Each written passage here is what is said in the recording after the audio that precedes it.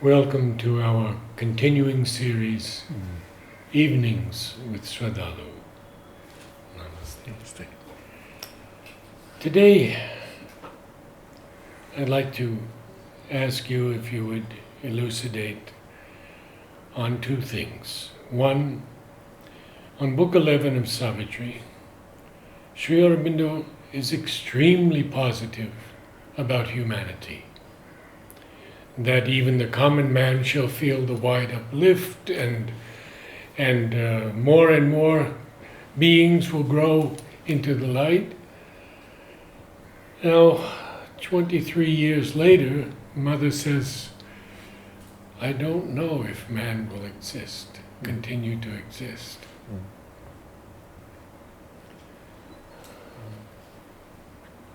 There are a series of statements that the mother made in the early 70s, just before she left her body.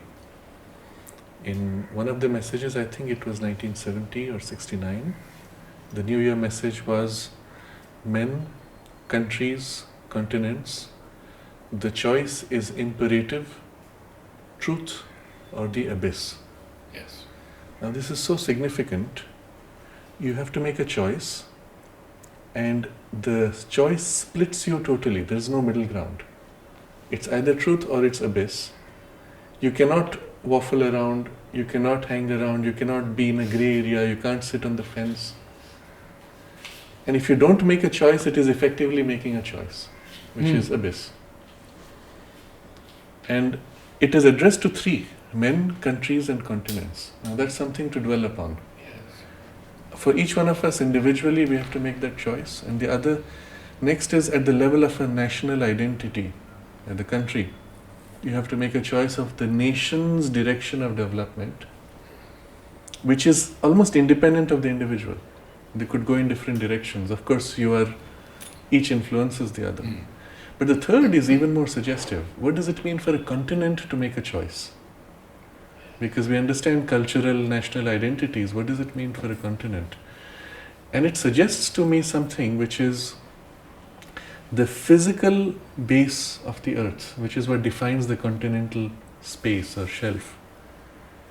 On the level of the physical, material substance, it's as if these are 5 different regions, 5 continents. And at that level, a choice has to be made. It represents something much more deep. And it's as if the choice being made at that level will determine even the physical future. What we are seeing today with rapid climate shifts, destruction of environments, collapse of ecosystems, poisoning of the environments, all of these cannot be isolated across a country's border. They have continental impacts. And which direction it will go is as if the outcome of that choice. So this was the first significant warning. And then she said something about crashing circumstances. And she said if only men would consent to change, otherwise they will be compelled through crashing circumstances. And she said it may be that we have to pass through one of those dark nights of civilization. This was the possibility that she foresaw. And what that means, and this is what we have to today recognize, because it's happening. It's happening on a scale that is so unprecedented, and where we individually are so helpless that we have to be able to face it for what it is in order to be able to defeat it and change it. Nights of civilization means the entire civilization is heading towards a kind of a decline and a collapse out of which it cannot recover on its own. The mechanism of its survival itself breaks down. So for example, we have devices of government, devices of protection of law and order, devices for economic stability. And when those institutions themselves are so corrupted that you cannot rejuvenate them, then the decline is inevitable. And they are all there set as mutual protections against each other. But when all of them become corrupt and in cahoots with each other for benefits of a few, or accepting a declining value, then you have nothing left in society to break it except the divine soul within. But that means the civilizational collapse then breaks through with the awakening in the hearts of people that then reverses the process. And we have been through that many times in the past. It's not something new. But not with the supramental. So the question is this: why isn't the Supermind doing something about it? But let me complete with the third statement she made. And she said, and out of great disappointment with humanity, she said that I cannot guarantee that the divine will find it worth it to save this humanity. Now, what does it mean to save the humanity? It does not mean human species will cease to exist, but the current values and civilizational values and culture and the framework of organization of human life may have to pass through a collapse because there's nothing worth saving in it. And what does it mean to save it? What is there worth saving if there is this spiritual aspiration? So why isn't the supramental doing anything? Because that's the argument people make now that the Supermind has come, everything will be okay. I have even met people who were deeply influenced by Sri Aurobindo's writings, and then having come to that, they said, well, but Supermind has descended, things are only getting worse, therefore I cannot accept this, and they turned away to other systems because... And this is part of what I call loose talk. People speak very loosely, as if Supermind will act out of some miraculous magical intervention and suddenly everything will become all right, while you may continue to do exactly what you do, which obviously cannot happen. It bypasses the whole logic of evolution. What is the Supermind doing? And Mother explained that it is, you see, the action of the Supermind, because it is a consciousness of infinity and all-encompassing, its action is not single-pointed, it is always multifaceted, all-inclusive, including the action of the enemy, which is opposing the Supermind's or the divine action, is included in its scheme and turn against the opposition. But that process, if it goes too fast, again it's a power of infinity, it can just slam through and it will crush everything. But then the whole point of evolution would be missed again and you would have to restart. So it chooses to push as far as it can, and Mother explained it is pushing to do the most rapid progress with the minimum damage. So the challenge is this: you could have faster progress at a much higher price of damage, or you have slower progress but less damage. And the balance is by its wisdom. And its wisdom is complete. So now the question is this: our role decides what is that fine line of balance. If all of us said, well, let's make a conscious effort to lift ourselves, lift our ideals, lift our quality of intention, consciousness and effort, and turn it upward, even a tiny step up, then the Supermind can push much faster and with less destruction to achieve the same result with less suffering. But if all of us are busy with our own sleepiness, following our old values and instincts and impulses, or being swayed by the false values which are being so widely propagated, and we tell ourselves, oh, Supermind will do it, then in fact we are delaying the action of the Supermind, and it now has to push more slowly through much longer time with greater transitional suffering. But the outcome is still inevitable. So what you see in the text of Savitri is that outcome being inevitable.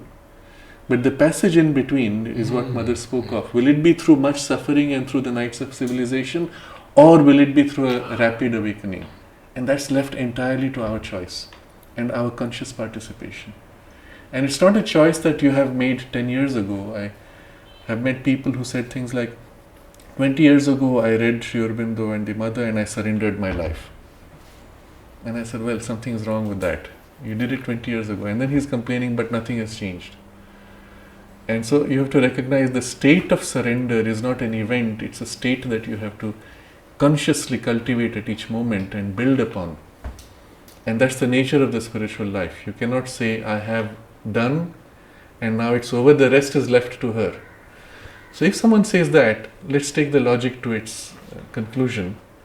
Well, it is you have left your life in Mother's hands, fine. So why don't you wait for her to feed you? You are hungry, you sit on your chair and pray and she will come and feed you. Well, why don't you do that? Why do you go and make the food and eat it yourself. And most people get flummoxed when they face that kind of argument. But once you face this extreme of that logic that I will sit back and she will do everything, then you realize something is wrong with that whole thinking. That's what Aurobindo has warned against as the passive surrender. And he says that leads to nothing except inertia. But you make the effort to eat. You have to make the effort to make pure food, make it healthy, make a selection which is made with your intelligence, and invoke the spiritual force in it, and that result will be that much greater. But that's still left to your effort and your intelligence to be applied at each moment. And considering that we are in such a precarious transition, do you think the opposing forces are sitting idle and waiting for miracle to happen? They are working with full force in a coordinated attack to do everything possible to harm human evolution and to delay it as far as possible.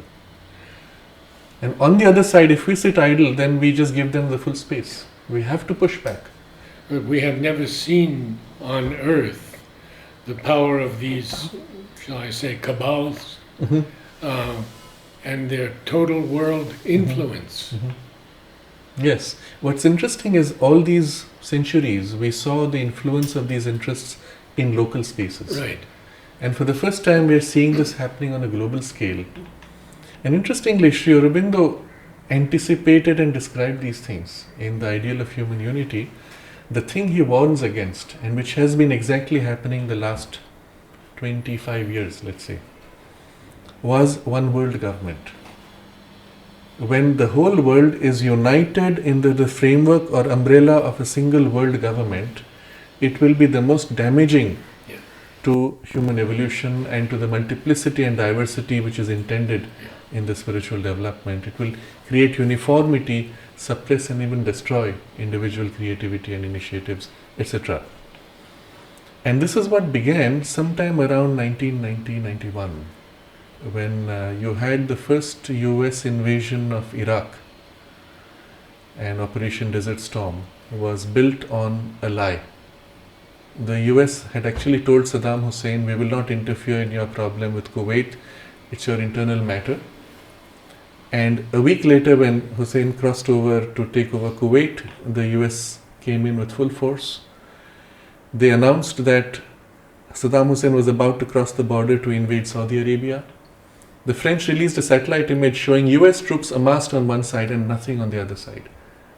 And so the whole thing was a propaganda affair to convince people to justify a full-fledged war in the Middle East, which had no other justification. Under the premise of WMD. Weapons of mass destruction, which didn't exist, but that came later. This was just done on the basis of invasion of Kuwait, the first 1991 invasion, 1992 or 91. What was behind it? Saddam Hussein had announced that he would disengage oil sales from the US dollar and make it multi-currency. Now this is the starting point, and with that came and the US at that time, or rather the world order behind the US government, could not accept that, because the large objective of the one world government was to bring the whole world under a single domination of a single financial structure. And here was somebody breaking away, and he had the power because he had the oil. And then Bush, at that time, George H.W. Bush, announced the New World Order. And there was a big brouhaha around the media about what that meant. What we have seen in the last 25 years is the development of this New World Order, which has increasingly woven the whole global economics under one umbrella, which is controlled by the central bankers of the world, let's put it that way. And at the same time, the political freedom of people has been usurped. And it's been done very quietly. For example, the European Union. And again, Sri Aurobindo describes this whole unification of Europe and the current problem they're facing. The way it was done, the political systems were bypassed and they created a European Parliament which is not of elected people but selected by governments, all of them former bankers or former finance ministers deeply connected with banks. They're sitting together in a parliament which decides financial policies of all the countries, bypassing the current election and the democratic processes. And the result was, when there was this huge collapse, economic collapse in the US and Europe basically, it was not a global meltdown, it was the game bankers had played. And common man found all the money they had put in the bank suddenly vanishing. Into debt the bankers had gambled with other banks, a whole big thing they played, and common man was left as the slave. Just the money sucked out and that's it. And nobody realized that this was a game being played at the top where they would celebrate these victories of having turned the country subservient, having caused economic collapses in the lives of millions. And this charade has now developed to a point where even in the election process, the two sides coming up have a fine distinction on some minor issue. Other than that, their positions are so common that it doesn't matter who you elect. The people who are actually coming with revolutionary ideas, who want to make real change, are cut off from at the early stage of the electoral process. They never get a chance. So effectively, democracy has been snuffed out.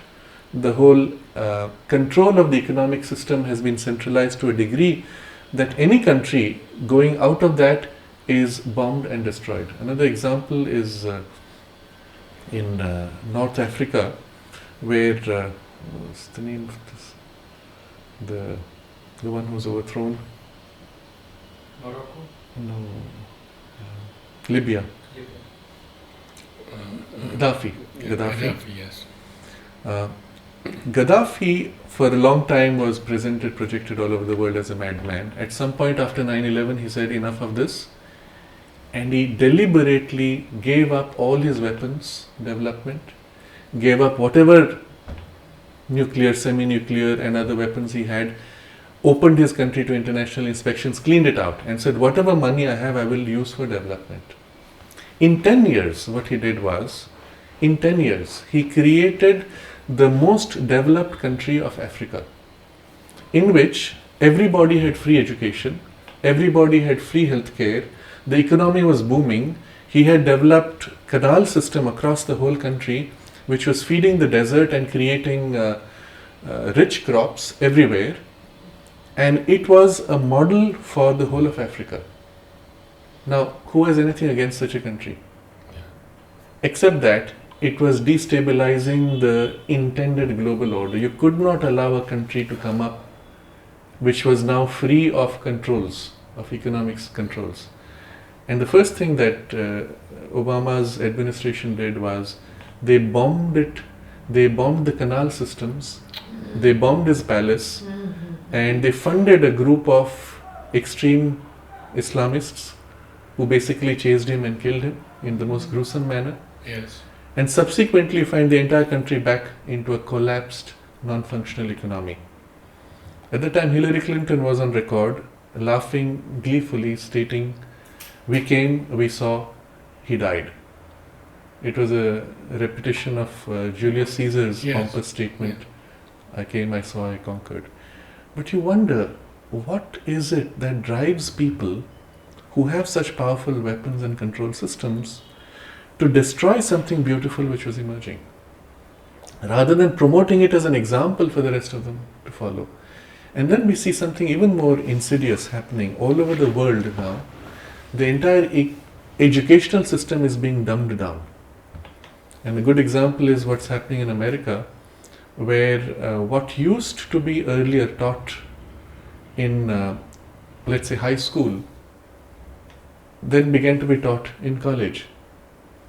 And it has been pushed out of the educational system to a degree that today most of the college life is all about having fun and somehow passing some very bare minimal exams. And most people don't even find it worthwhile. They don't get jobs because what they have learned has very little value. The entire content of the educational system has been dumbed down and then slanted towards mere rote learning and passive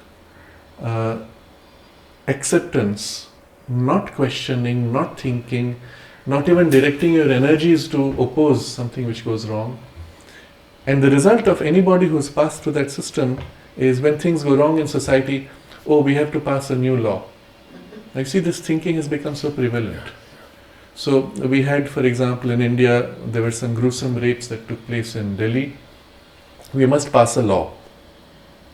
Now, what is that going to solve problems? We already have laws. No, but you just make laws upon laws upon laws, but you're not looking at the core problem is what has declined in social values that such a rape could take place. And we are not addressing the key problem.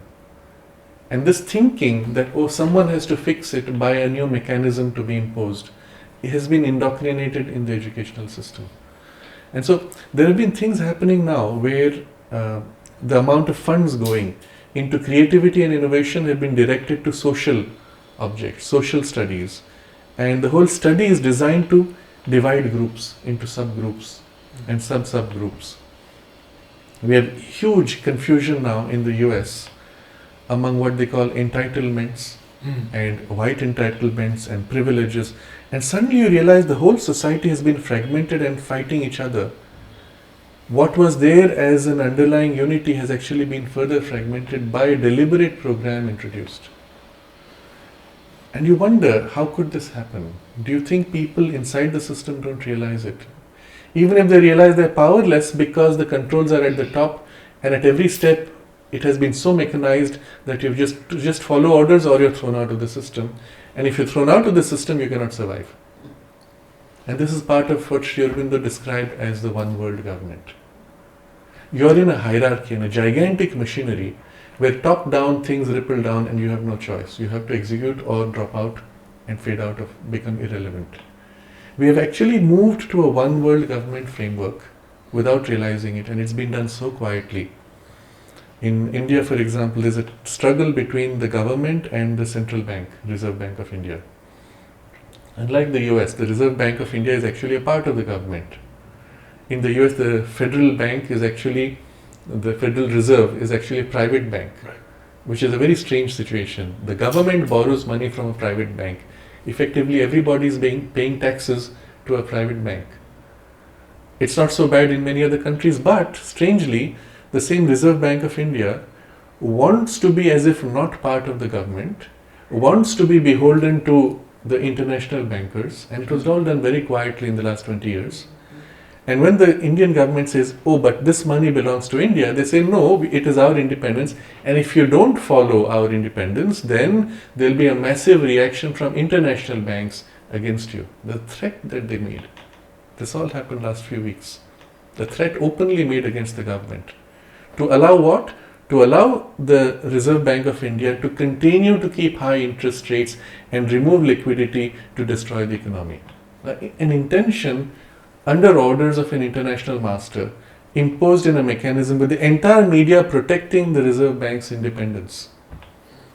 And the media is another big story. The degree to which this has gone, 1991, there is a CIA document, a statement made in the US Senate by the then CIA director about what they called Operation Mockingbird. And he says there that at that point they controlled something like 95% of the US media. The CIA controls 95% of the US media, that they can remove any story, insert any story, or slant any story as they choose. And as for the rest of the world, they control 80%. This is 1991, and since then you can imagine 25 years. I'm pointing to all these things happening around that period because it's significant that the New World Order was framed with these intentions. That today the global media is a puppet. And the easiest way to prove this, and anyone can do this research, anytime there's a significant event or a significant collision of interests, you will find across 50 different newspapers owned by different people, exact same headlines. Sometimes to the extent that the full sentence of the headline is the same, sometimes the major phrases are the same. How does it happen that people wake up in completely independent media houses and come up with the exact same headline? It's not possible, unless there's a central control which is guiding them. Now, I don't go too much into this, but just to give you the idea that when you control media, when you control banks and interest rates, when you ensure that political candidates are finally selected by you and you don't care which one wins, what have you got here? The common man is living in a fantasy of freedom. What you have here is the world government imposed upon you quietly, bypassing your systems, and you have people like cattle in a gigantic machinery feeding the whole system. We have already reached that point. The economic, and I didn't mention, educational system also equally has been corrupted. Now at this point we are only looking at degrees of corruption in different spaces, but the controls are complete. Are we able to reverse this? Common man cannot. We have literally millions of NGOs working for the last how many decades? What dent have they made in this? We have only, I didn't mention pharmaceutical industry and the healthcare. We have only increased in illnesses, we have increased in poisonings, we have increased in dumbing down of education, increased in division of society. In fact, many of these NGOs end up being funded by these interests to further subdivide and create collision in society itself by promoting certain underprivileged groups against the so-called privileged and further dividing and getting everybody busy fighting each other.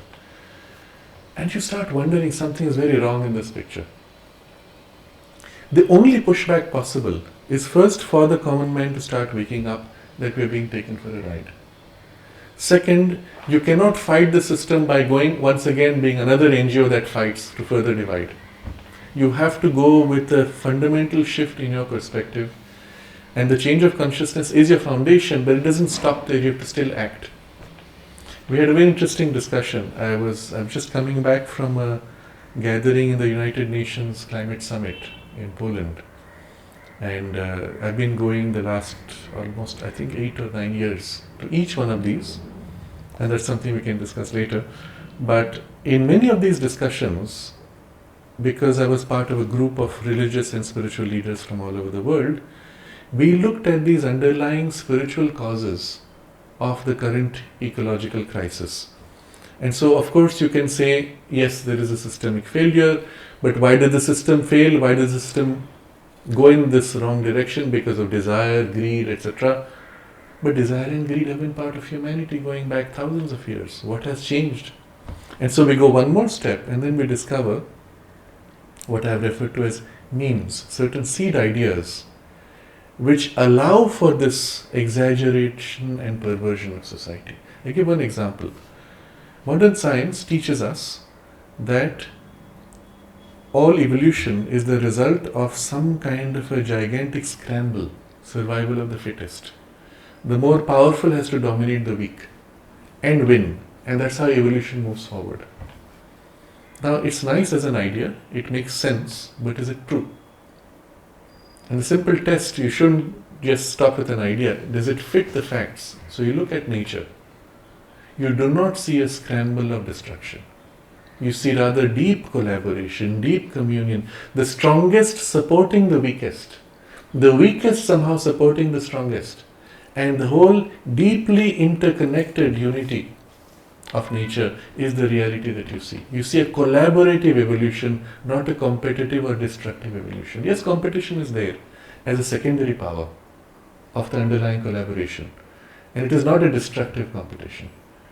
Now, we were taught, and on the basis of this teaching that it is destructive competition which is the evolutionary force, you had the Second World War.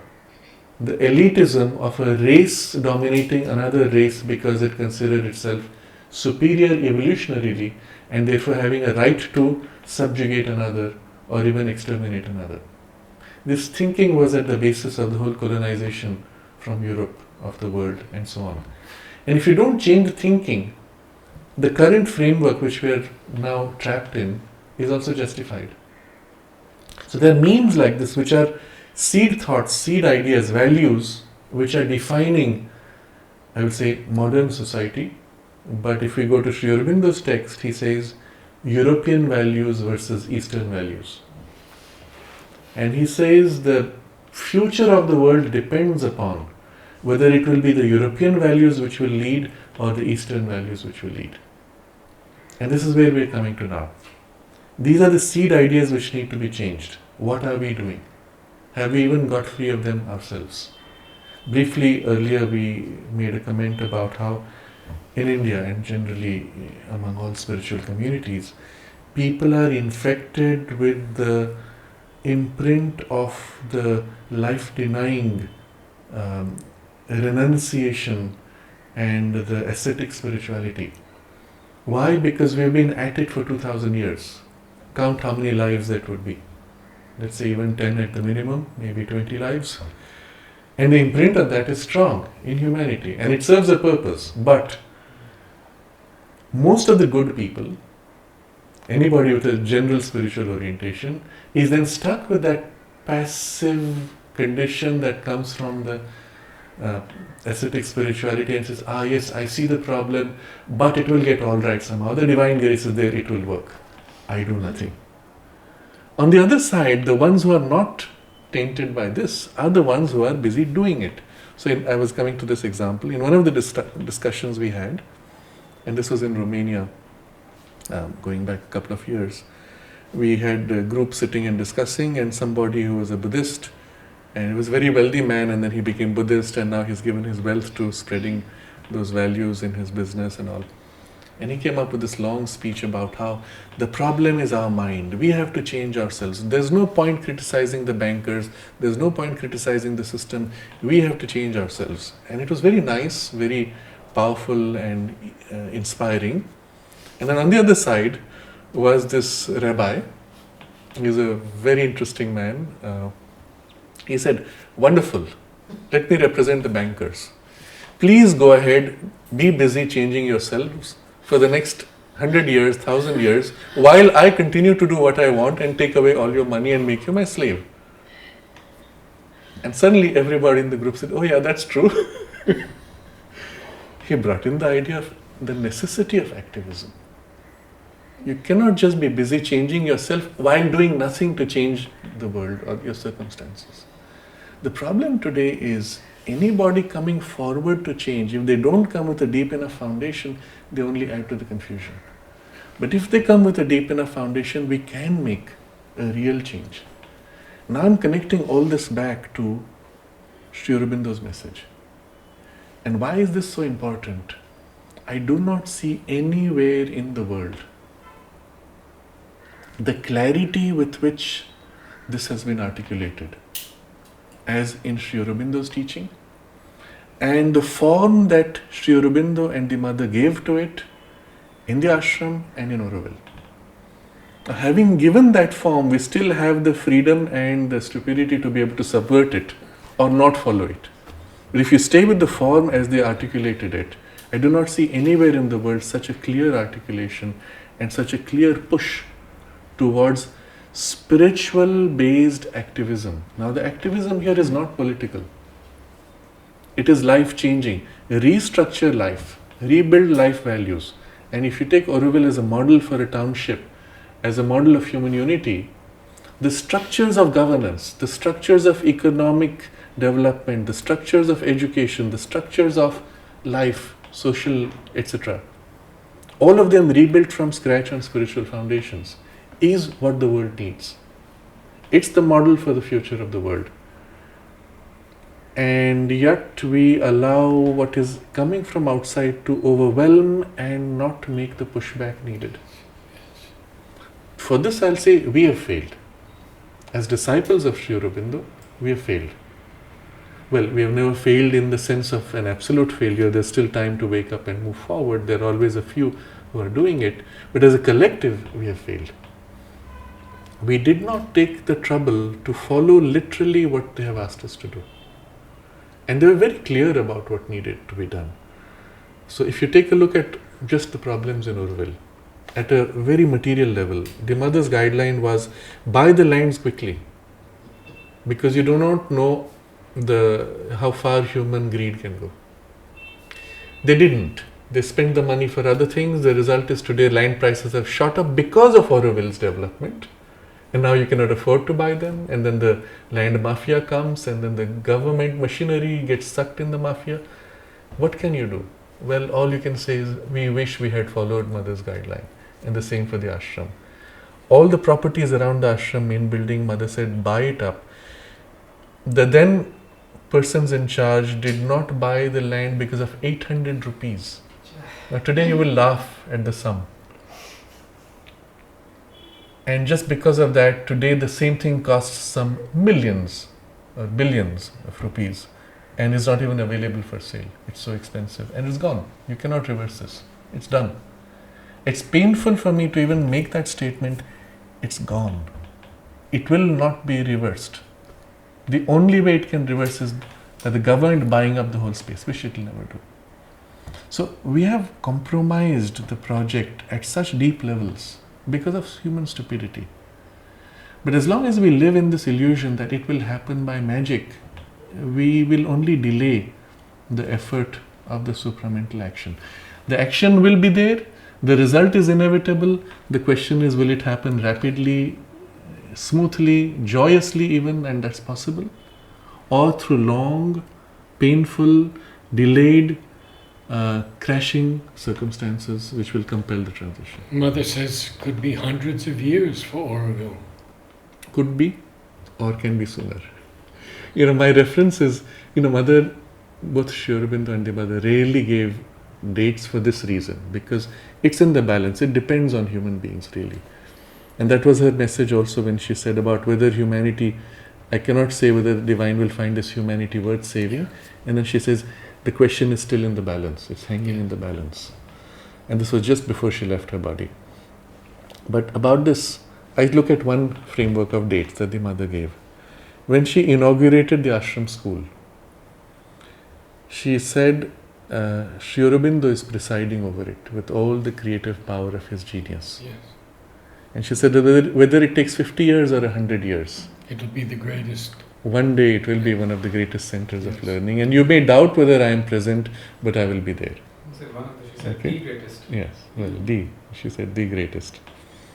Now we are at 75 years. Nowhere near. Not even an effort, not even a vision of what that greatest center can be like. It's completely blanked out. And it's not that she didn't see it. In 1970 she made the statement, when I look at the ashram school, I see a big blank wall. And one day I'll release the force to break it. Now, I'm waiting for that. We need a breakthrough. But the question is, all of this gridlock that you experience, even within Auroville and the ashram, gridlock to progress, is part of the larger gridlock of human development, which we just discussed earlier. We are not insulated from that. And that's why to say that we will do our work quietly, even as a community, is foolish if we do not influence society around to share those values. It is for this reason that the mother created or accepted to create the Sri Aurobindo Society as one of the vehicles and the World Union as one of the vehicles of spreading these ideas. Did we do it? Well, initially there was a burst of a few inspired people and then a rapid decline, and the whole thing just ground to a halt. Again, I'll say, our failure. But she gave the indication of what needed to be done. These ideas need to be seeded into the world. And that's how people will start thinking differently and even experimenting differently. With this world body, is the nuclear deterrent still in force? If we look at the facts as they now appear after many documents have been declassified, the whole Cold War was a big drama. At the highest levels, the military on both sides knew exactly what it meant. They played the game as one of the ways by which they took control of the resources, the funds, the military, etc., by creating fear in their own populace against the other. This was the big drama. And it was under Ronald Reagan and Gorbachev that the first coming together bypassed this creation of the deep state, the fake Cold War. It was fake on that top level. At the lower levels, it was very real. But they broke that, and suddenly you had the glasnost and the perestroika and the breakdown of the Cold War. And then what happened is the people who were feeding that whole fake structure as a way of building the deep state and the one world government, they said, well, now we need a new enemy. And then you see the beginning of terrorism. The next cycle of the enemy that can never be conquered, that can never be seen, that is everywhere somehow magically, is through the framework of terrorism. So with 9/11, George Bush suddenly declared that Al-Qaeda is now in 165 countries. It's deeply entrenched. They can bomb anyone, anything, destroy anything. And now this is going to be a war which will go on for decades. What did you do? You just replaced the Cold War by a new fake war. And imagine where this Al-Qaeda came from. The center of Al-Qaeda was this Osama bin Laden, who was a CIA asset trained by the CIA, funded by the CIA to fight the Soviets who were inside Afghanistan. And now suddenly this becomes so powerful that it is in 165 countries overnight. How do you explain that? Well, you don't. It's not true. The whole thing has been a fake war. And it was used as an excuse to enter the Middle East. And what happened with Afghanistan? Before the invasion from the US forces, it had poppy fields, among other things. After the US entry, the production of poppy and the derived drugs have shot up 1,000-fold. It has become the world's biggest producer of drugs, which are now under control of the CIA and being spread all over the world, and a large part coming into the US. It's a vicious cycle deliberately created to block and prevent the forward movement of evolution. Now, let's not get into that because it doesn't help us, but it's useful to understand how deeply gridlocked the whole system is. Where will the change come? Precisely by these seed ideas spreading out. The counter seeds against those false seeds. The example I gave earlier about destructive, conflicting, dominative evolution with collaborative evolution. And these ideas have to go out. Can we build a new system? Can we build a new framework? That's what Auroville was about. And it's happening.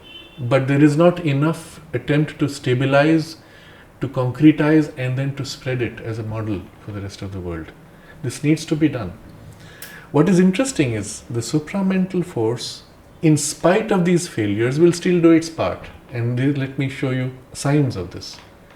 These values, which are being attempted to be established in Ashram and Auroville, these values and the work done in small groups, let's say within Auroville a group of 20 people, or a group of 100 people, or even a group of 5 people, if they have sufficiently stabilized these values and got something functional, that is picked up as a template and imprinted by the spiritual force into other communities. Individuals who are looking for and aspiring for something but have no one else to share with are somehow brought together by chance. And then they form small groups, small communities of sharing, and then something touches them. Oh yeah, let's try this, let's see if it works. And the template developed here is imprinted in their minds. And if there are good instruments, everything boils down to willing and capable human instruments. If there are good instruments, the same thing, instead of happening on 5 or 20, will hit 500 or 5,000. Or may hit a head of state, and from there it will impact 1 million people or 1 billion people. And that's also happening at the same time. So what we see is something fascinating. Bypassing this gridlock, there are centers of, let's say, illumination popping up. Mostly they don't last too long because the spiritual base is still weak. But they pop up, they fade out, they pop up and fade out. And occasionally an individual or a group comes with some great force, some light. Even a half light is enough. The supermind can work through to amplify and do something extraordinary in spite of their limitations. And the 3 centers which are obvious for this large scale action currently, what I find is in India, in Russia, and in the USA. For the large scale action top down, even in the political and economic field, in spite of the gridlock, which is still intact in all these spaces. Mother said that these 3 countries have to come together. They have to come together. Mother spoke of the US and India coming together for the mission which has to be done, fulfilled in the world. She was very keen this should happen. For various reasons, again, human stupidity, this was delayed. But it's happened in the last 2 years in a way that we could not have imagined. How much have you seen in all your travels throughout the world of this coming together of small groups? The small groups coming together, so this is at the top level. The smaller groups coming together, I'm seeing examples everywhere in the world, and some places which are surprising. And one example is in South America. It was to me a revelation to see the degree to which there is an openness to some light in South America, in the common populace, in spite of all the other economic and other issues. It was fascinating to see these groups forming. Unfortunately, South America is full of the remnant of the earlier influences, and associated with it exposure to drugs as means of entering altered states of consciousness, which have in some sense diverted this aspiration into some kind of intermediate zone. But the readiness and the ability to come together in groups was one of the things which I was pleasantly surprised. In Europe, it seems the difficulties are greater because systems are more rigidly organized. So people don't have enough time, they don't have enough free space to be able to come together. South America, because the social structures and economic structures are more fluid, they have the free time, and that seems to make a huge difference. So I find these groups forming, and what is interesting to see though is most of them are attempting to go back to their original traditions. So in Europe, in certain parts, the Celtic tradition, going back to their roots, or the other spiritual local subgroups, cultures, and somehow link it with the newer ideas but it's heavily mixed. It's very difficult to find these smaller groups where there is a clear light and a clear focus. And those inevitably tend to have somehow some connection with Sri Aurobindo or the Mother. If nothing else, they have read from or are continuing to read from as one of their main sources of inspiration. But where that kind of clarity is not, there is inevitably confusion of half-light, of new light, old light and half-light mixing. This is the most important thing Sri Aurobindo has brought, which is the clarity that comes, putting each thing in its place and seeing the whole as a continuum, but in a way that has a practical application, which is undiluted, not confused. Where that kind of clarity is not there, I find inevitably the groups either have some confusion, they stop short and then get off track, and it fizzles out, and then something else forms. Where that light is there, something beautiful forms, but it's limited to a space of individuals, so to say, enjoying that light, getting a relief, but it does not take the form where it moves into action. And this is the point of our discussion currently, that it has to at some stage move into action to impact society. If you do not, then the pushback from the other side is already strong enough and you are doing nothing. This I have also found in some spaces where the good is also pushing back. And one such was just now, I was in Delhi in a conference on wellness. It was on management, and a large number of people had come from different angles of management connecting with consciousness and well-being, etc. And there were two in particular. One was the head of Philips Lighting. Yes. And he was, I think he had a global role. He was involved in major mergers across countries. And he was describing his style of leadership, which was inherently consciousness-based and with deep spiritual principles, but which he was bringing into the corporate culture and changing corporate culture and values. Of course, only to the extent that the company's priorities were met. But even more revolutionary was the head of Bajaj Capital. It's a company in India, and the family has deep spiritual roots, and they've been trying to bring those into their management style to a degree that I found astonishing, and that I believe will be one of the templates for the world. It is literally a unit on a scale which is as big as the whole of Auroville, or perhaps bigger, but with impact which is far bigger because the company is serving millions of people. But if I remember right, the group that he is directly responsible for is about 3,000, so that's comparable to Auroville, into which he has brought not only the deeper spiritual principles for corporate governance and corporate efficacy, effectivity, but also not just that, but going deeper to actually actively bring spiritual values. Now that I have not seen so far in many large companies. It may be there in a few individuals in small groups of 5 or 10, maybe going up to 50, but not much more.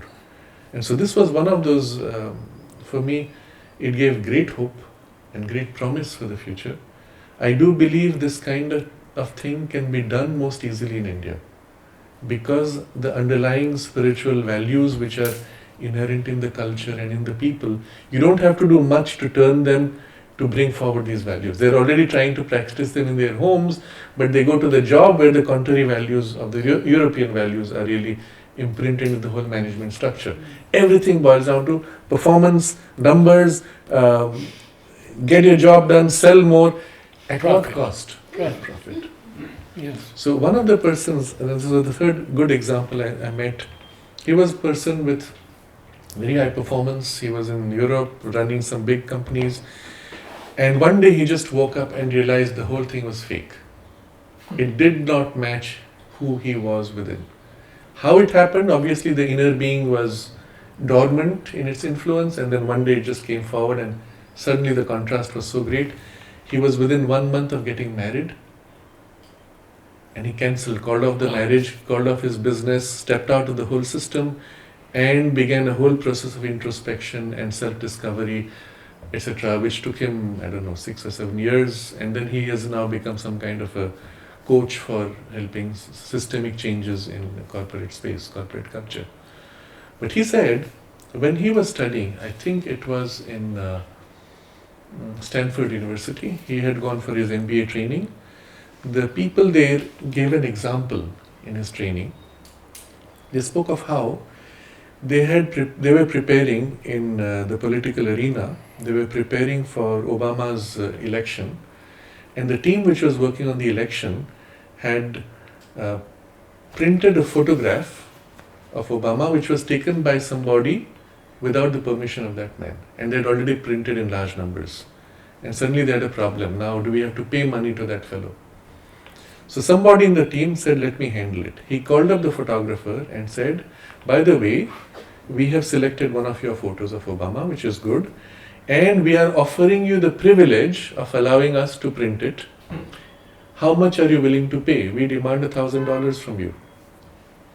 And after negotiation, the fellow accepted $250. He paid money to these people for printing the photo, as if they are doing him a favor. And this was presented in Stanford University as an example of good business practice.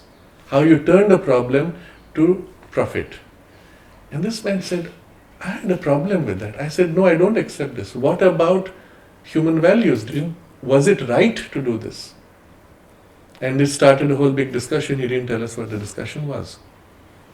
But this is where we are facing the corporate values of domination and subjugation of the other, turning the whole of business into a gigantic battleground where you destroy your opponent, eliminate, create monopolies, and basically turn the whole of the financial framework towards feeding on the common populace rather than serving them. The same industrial mentality, the same cabal which you see all over the world, the one world government, but within the management space. And a person in India has this spiritual values which maybe he has inherited or he cherishes within his house, goes into this space and has to live this falsehood. And what happens then? Eventually the falsehood pushes back, seeps into his home. And you see this often in Indians moving into Europe, losing their spiritual values and culture. And sometimes it happens that 2 generations down, the children suddenly say, but what about this? And then there's a pushback. But in the US, interestingly, wherever they have gone, more often than not, they have attempted to protect their spiritual values. They've created their own little communities, temples, etc. But how far can you go into freezing the values? And where you're not successful in living it rather than freezing it into cultural forms, the children lose because they get infected by the other values. So the whole discussion today is about that question Sri Aurobindo places. Which will define the future of humanity, the European values or the Eastern values? And that will decide the fate of humanity. For the moment, the European values are pushing hard and the Eastern values are on the back foot. The pushback is happening in small spaces of the examples I've given here, but it's not organized. It's not sufficiently strong spiritually, and that's where we have a critical role. And this includes all those who are watching this discussion. In each of our lives, it's not enough that we read, it's not enough that we pray, and yes, those are important. It's not enough that we meditate. We have to found ourselves in a deeper foundation spiritually, for which you may use meditation, you may use prayer, you may use your reading. But having founded yourself there, you must exercise those values into your life and push back against those contrary values. This is essential, and this pushback is what will swing and change the future. In a few days, we will be in the new year. In terms of percentage, what is happening now with these huge conglomerates controlling the world against this movement of spiritual? What I find happening in Pondicherry on New Year's Eve. Earlier we would have prayers, we would have people even getting up in their homes, sitting for meditation in the half hour or 10 minutes before New Year, listening to mother's music. Well, that is gone because people now watch TV, they're not fresh enough to wake up in the middle of the night. But what you find instead on the roads, people going at high speed in cars and motorcycles, screaming, shouting, and in energies and a voice which is ghoulish, devilish, and it's all around the ashram. They're screaming through, and the voice, and you can feel it's not human. And this is in Pondicherry. Imagine what's happening in big cities. The values of what New Year means and the way you celebrate have been dropping so rapidly. There has been such a hardening and thickening over the sensitivity of the soul values everywhere. I spoke of education, but what's happening outside the formal education through music? The coarsening of humanity by the crude, coarse, hardening metal and pop and other forms which have been thrust upon the young people. They didn't have a choice. Nobody gave them even an option of elevating and sensitizing music. It's thrust upon them, parents just ignore it. It's bypassing the educational system, coarsening values to a degree that what else is there left? So, frankly, if you look at the external evidence, you see only a decline. You do not see an awakening. Having passed through a decline, some of them pop up because the inner being pushes eventually. And in late adult age, they say, but spirituality. But they've been so damaged by this whole process that even their access to the spirituality is now clouded and confused. They need some excitement while they struggle. And I've seen too many of such examples in Europe and in America. Because yes, they want this, but they are not able to free themselves from this.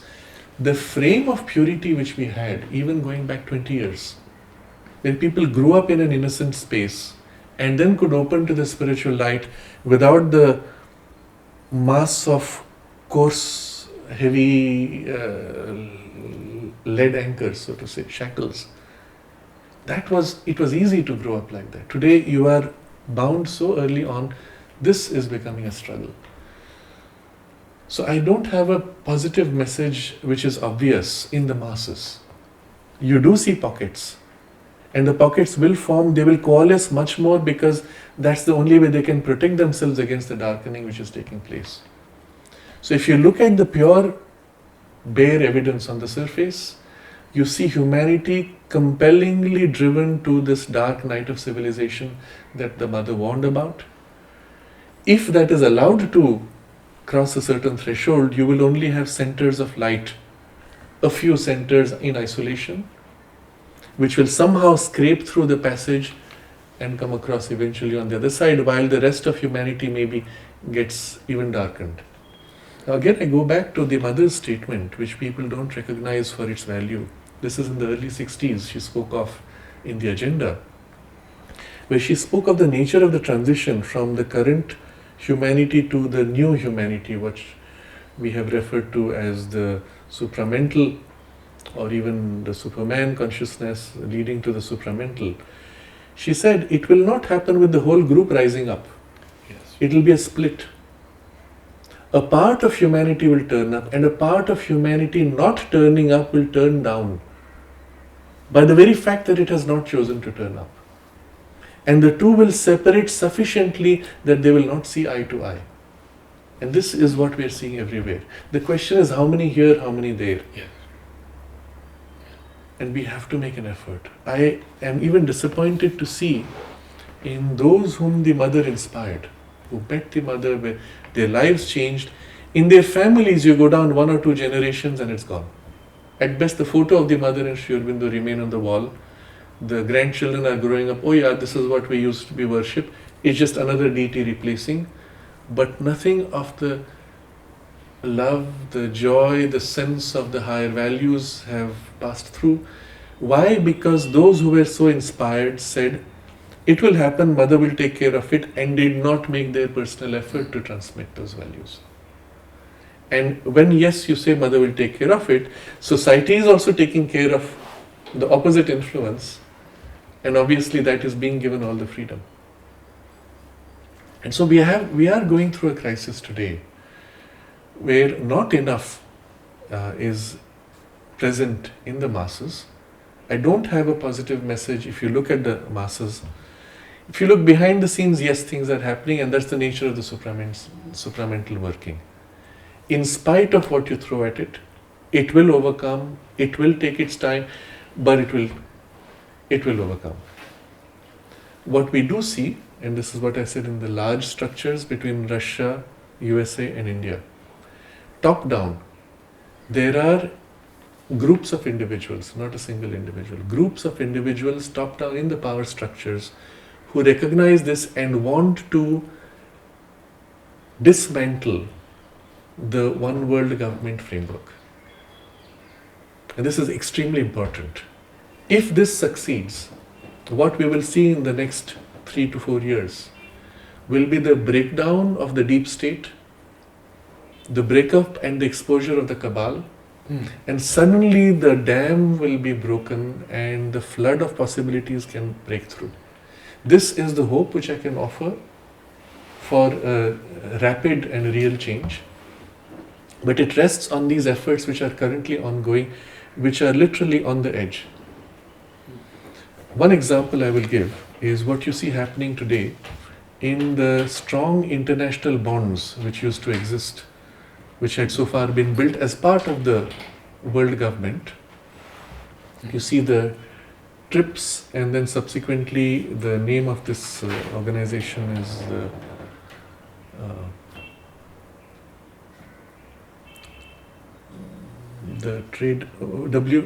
World Trade Organization? WTO. World Trade Organization. World Trade Organization.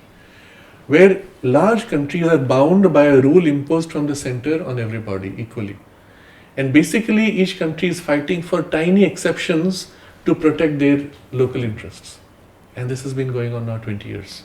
We are part of the WTO framework where somebody can decide and order and compel with a few minor variations as concessions, but the whole country the whole world is somehow forced into a uniform framework of give and take, which has made that China now becomes the manufacturing center, India becomes the IT service center, US becomes the consumer top dog who feeds on everybody else's slavery, Africa is the raw material resources, and suddenly the world is reduced to a few large flat pieces joining to feed one big monster that eats everything up.